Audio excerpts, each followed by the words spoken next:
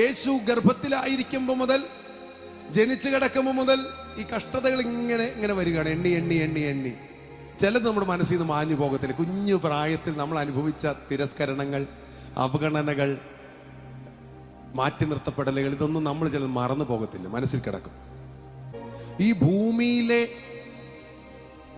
അമ്മയോ ഭൂമിയിലെ സഹോദരങ്ങളോ ഭൂമിയിലെ വീടുകളോ നമുക്ക് നമ്മളെ നഷ്ടപ്പെട്ടു പോയാൽ, ഈ ഭൂമിയിൽ തന്നെ 100-ലധികം മാതാപിതാക്കളെയും 100-ലധികം സഹോദരങ്ങളെയും 100-ലധികം വീടുകളെയും ദൈവം നമുക്ക് വേണ്ടി ഒരുക്കും എന്നുള്ളതാണ് ദൈവത്തിന്റെ വചനം.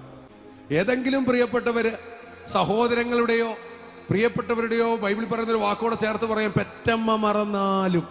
അങ്ങനെ എവിടെയെങ്കിലും ഒരു സാഹചര്യത്തിൽ വേദനയൊക്കെ അനുഭവിക്കുന്നവർ ഇന്ന് ഈ ശബ്ദം കേൾക്കുന്നുണ്ടെങ്കിൽ ചേർത്ത് ഞാൻ പറയാം, കർത്താവ് ആർക്കും കടക്കാരനല്ല. നമ്മുടെ കർത്താവ് ആർക്കും കടക്കാരനല്ല.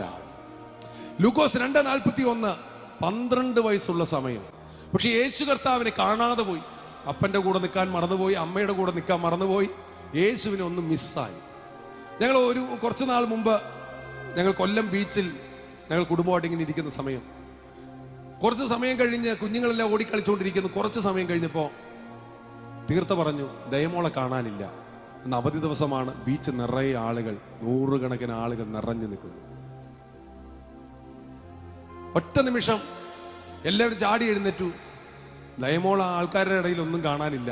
അത്രയും ആളുകൾ ആ ഏരിയ, ഞങ്ങൾ ഇരുന്ന ഏരിയയിലില്ല. ഒറ്റ നോട്ടത്തിൽ നോക്കുമ്പോൾ ആ ഏരിയയിലെങ്ങും ദയമോളെ കാണാനില്ല. ഈ കാണാതാകുക എന്ന് പറഞ്ഞാൽ ഈ അമ്മയും അപ്പനും അഭിമുഖീകരിച്ച വിഷമം എന്തായിരിക്കും? യേശുവിനെ കാണാനില്ല. ഇതെല്ലാം ഒരു സ്ട്രഗിളാണ്. ഞാൻ പറഞ്ഞു വരുന്നത്, മാനസികമായി അമ്മയെയും കുഞ്ഞിനെയും ഒക്കെ ബാധിക്കുന്ന ഒരു സ്ട്രഗിളാണ്. അപ്പൊ ഞാൻ വേഗം എഴുന്നേറ്റ് ബീച്ചിൽ മുഴുവൻ ഇങ്ങനെ നോക്കി. അങ്ങോട്ട് നോക്കേണ്ട കാര്യമില്ല, കാരണം അവിടെ കടലാണല്ലോ, അങ്ങോട്ട് നോക്കിയിട്ട് കാര്യമില്ല. നേരെ തിരിഞ്ഞു നോക്കി, ആയിരക്കണക്കിന് ആളുകൾ ഇടിച്ച് അങ്ങോട്ട് പോയി ഇങ്ങോട്ട് പോയി. ഇത്രയും ആൾക്കൂട്ടത്തിനിടയിൽ ഒരു കുഞ്ഞാളെ നമ്മൾ കണ്ടെത്തണം. ഹല്ലേലൂയ. ഞാൻ നോക്കിയപ്പോ ഒരു 100 മീറ്റർ മാറി, ദിക്ക് തെറ്റി ഒരാൾ അങ്ങോട്ടും ഇങ്ങോട്ടും നടക്കുകയാണ്. ഹല്ലേലൂയ. ഞാൻ നോക്കിയപ്പോ ആ ഡ്രസ്സ് പെട്ടെന്ന് മനസ്സിലായി. ഓടിച്ചെന്ന് പൊക്കിയെടുത്ത് നമ്മുടെ തലമുറകൾ നഷ്ടപ്പെട്ടു പോകാൻ ദൈവം സമ്മതിക്കില്ല. നമ്മുടെ തലമുറകൾ ഭൗതികമായ കാര്യം മാത്രമല്ല ഞാൻ ഈ പറയുന്നത്, ആത്മീകമായും നന്മകളിൽ നിന്ന്, അനുഗ്രഹത്തിൽ നിന്ന്, ദൈവത്തിൻ്റെ ആ സമൃദ്ധിയിൽ നിന്ന്, ദൈവിക വഴിയിൽ നിന്ന് അവർ മാറിപ്പോകത്തില്ല.